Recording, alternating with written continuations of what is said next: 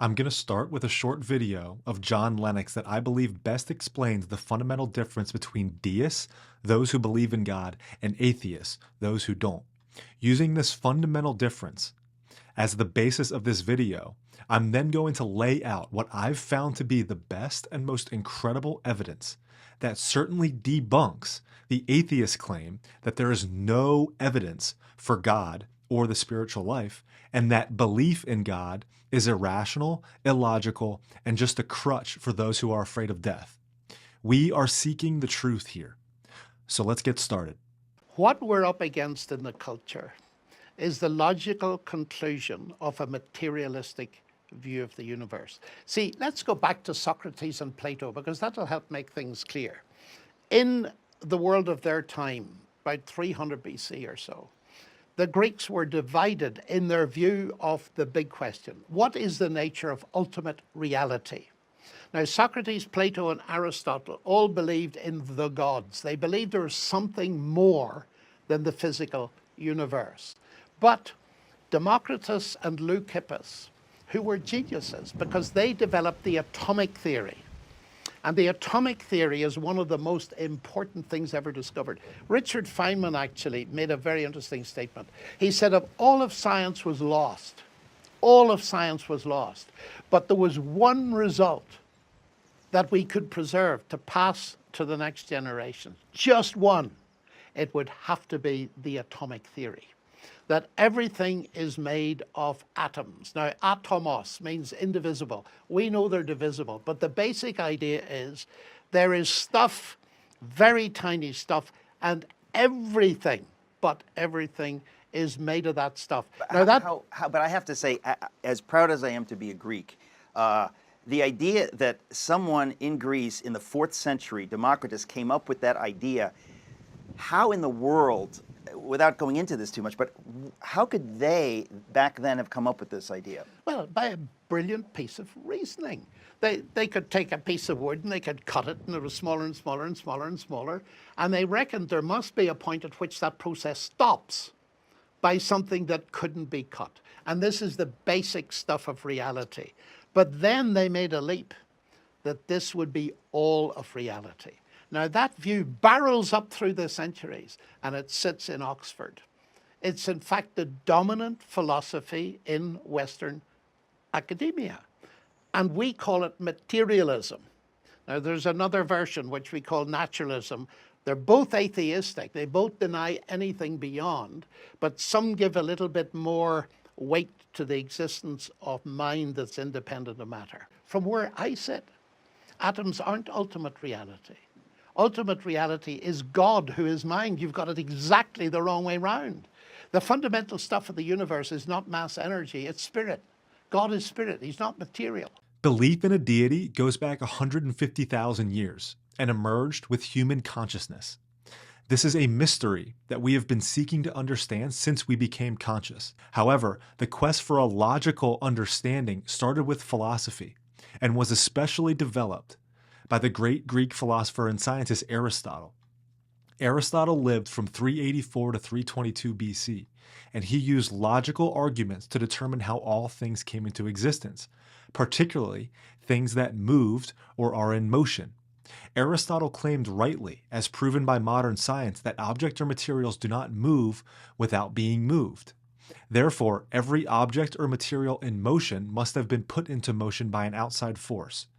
Aristotle concluded logically that this putting into motion could not continue infinitely into the past.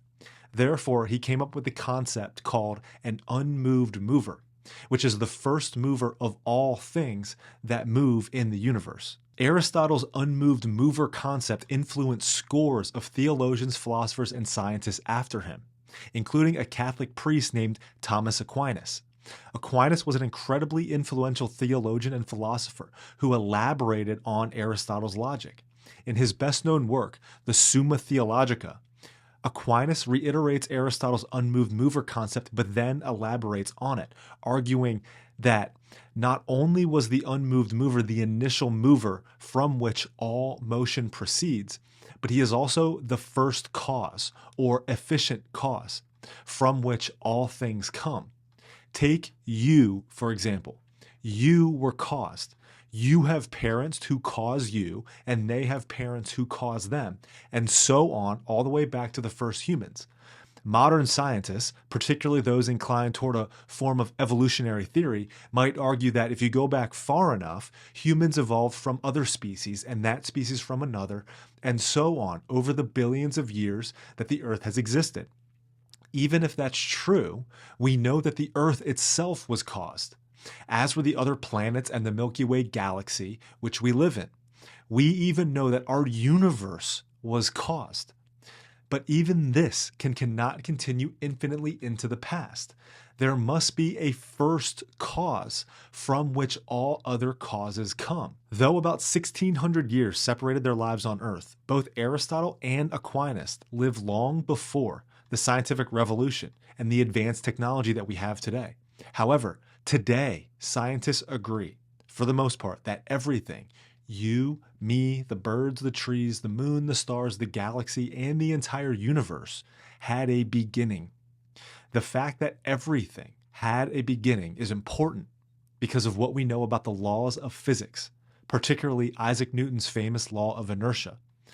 Newton's law proves the logic of Aristotle and Aquinas. In the physical world, an object, such as a ball, stays at rest until it is acted upon by an outside force. A ball cannot put itself into motion, for example. The ball stays where it is until someone kicks it. It cannot move otherwise. The same is true for everything else in our universe.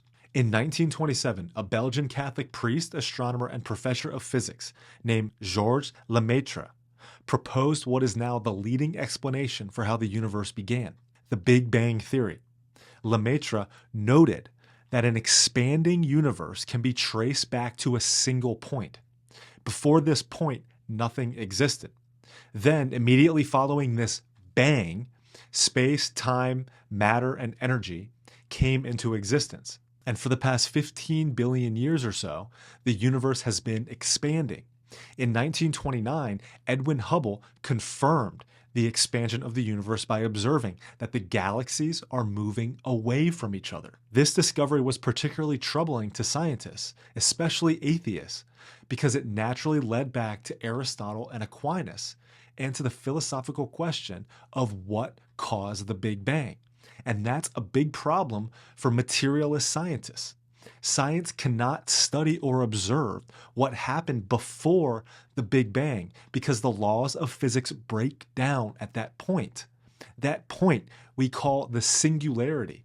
And in a lecture entitled The Beginning of Time, famous modern scientist Stephen Hawking stated that events before the Big Bang simply are not defined because there's no way to measure what happened at them. Everything in the physical world that scientists observe and measure began immediately after the Big Bang. This is so incredible because it indicates that something must exist outside of our physical universe, even before space, time, matter, and life.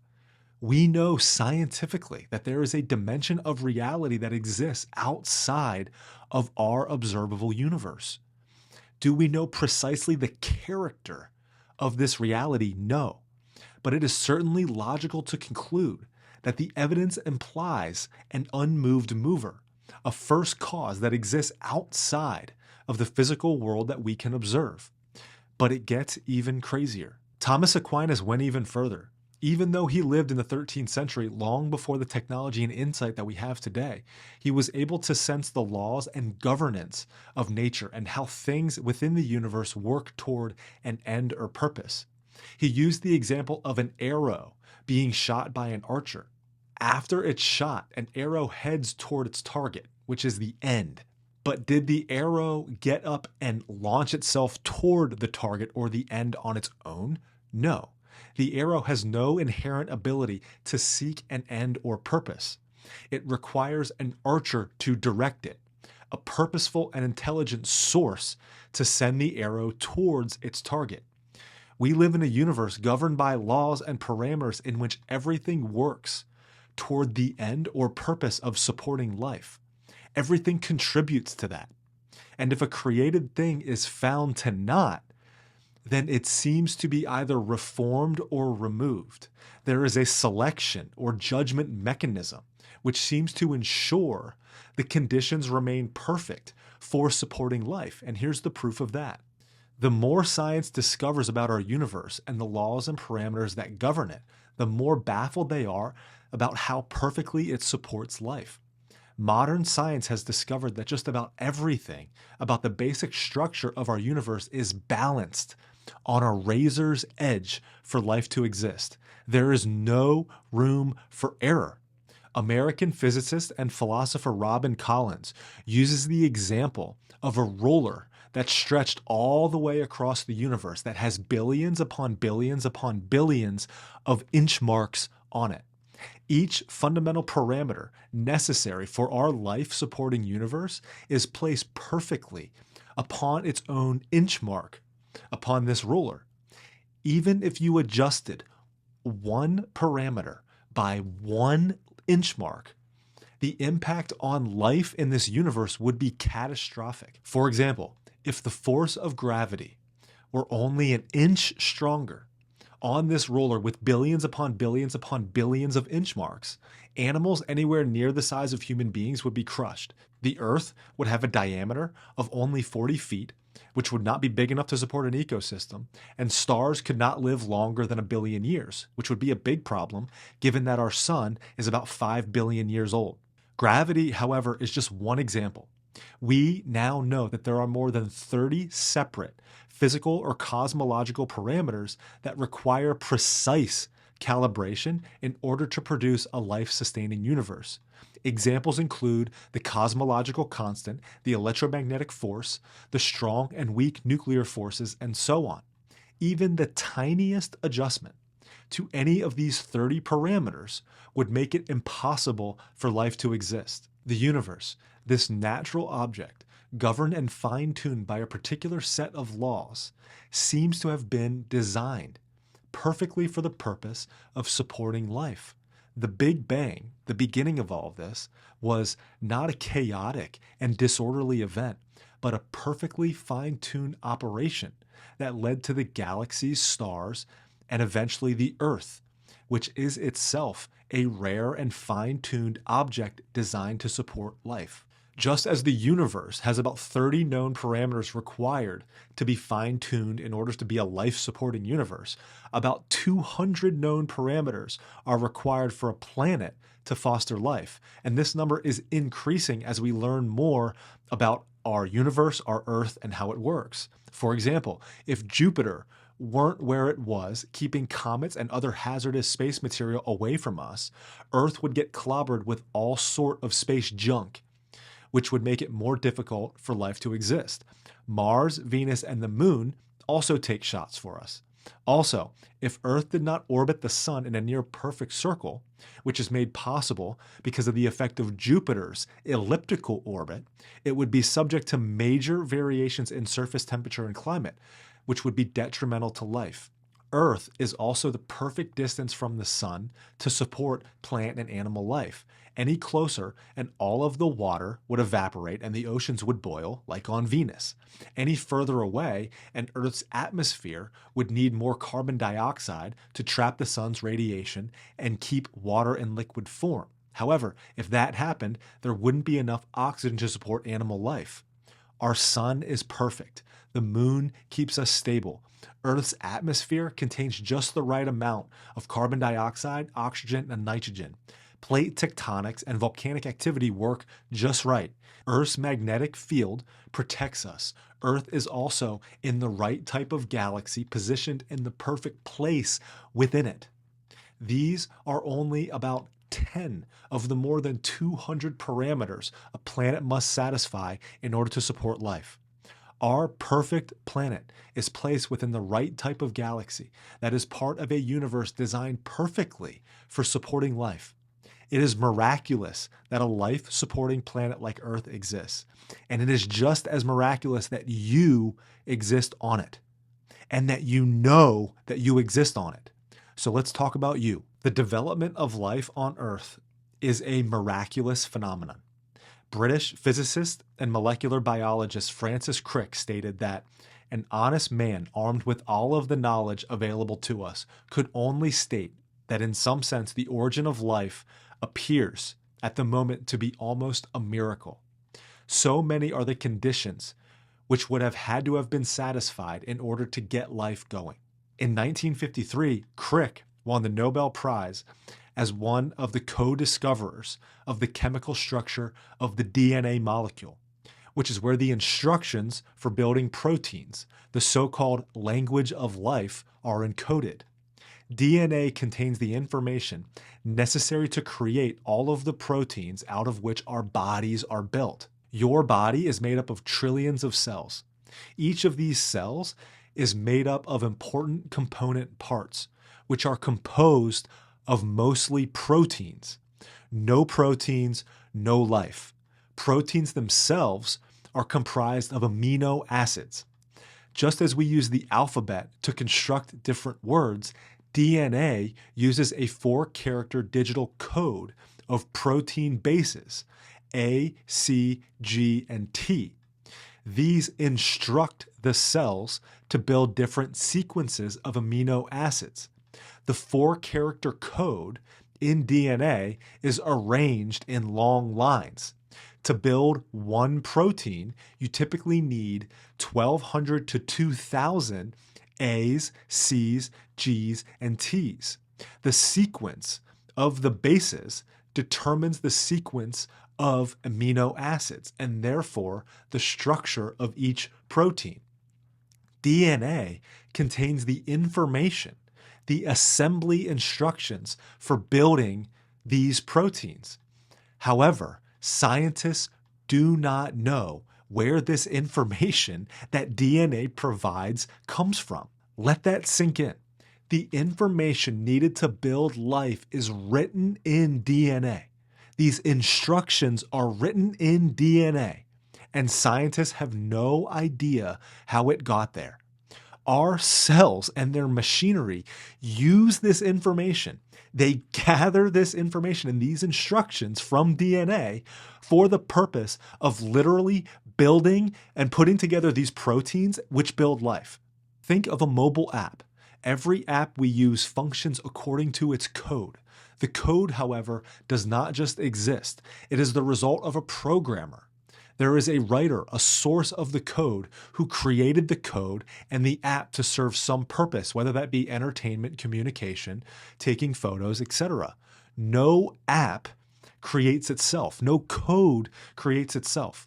This is precisely how DNA works. DNA contains the code that articulates our programming. But what wrote it?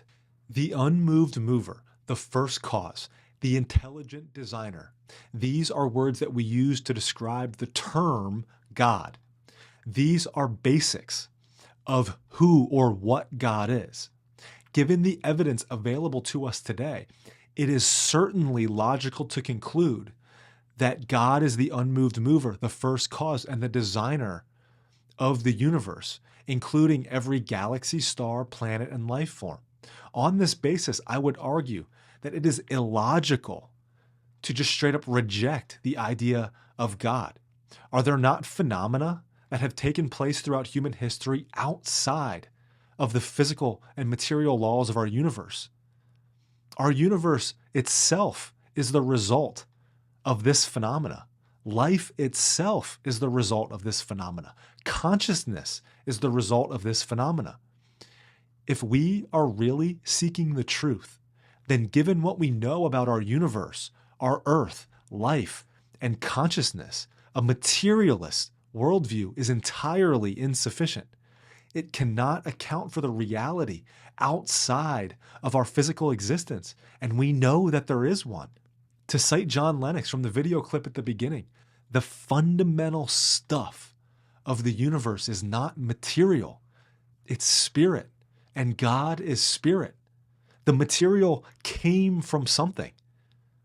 The material that, as we know it, as we see it, as we can observe, came about from something that exists outside of it. This, at least for believers, deists, this is the spiritual life. And further evidence exists within our own mind and spiritual experiences like prayer, meditation, or for some, psychedelic experiences. There are experiences of consciousness that connect us with everything, that blur our sense of selves and make us one with all creation, with all of the things that I'm talking about here. I've done and will do more videos on that later.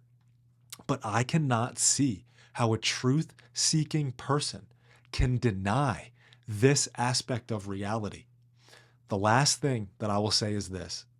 Given what I've just laid out here, there are important implications on you. If what I've explained here sounds logical and reasonable, if what we call God created everything, then that means that you were created. And like everything else, for a purpose. You have a role. You have a contribution to make to this whole. You have a purpose in this life. Your life matters. Everything matters. The purpose of my channel is to help you realize and execute what that purpose might be for your life. Join me in the pursuit to becoming who God made you to be so that together we can fight for and build a better world.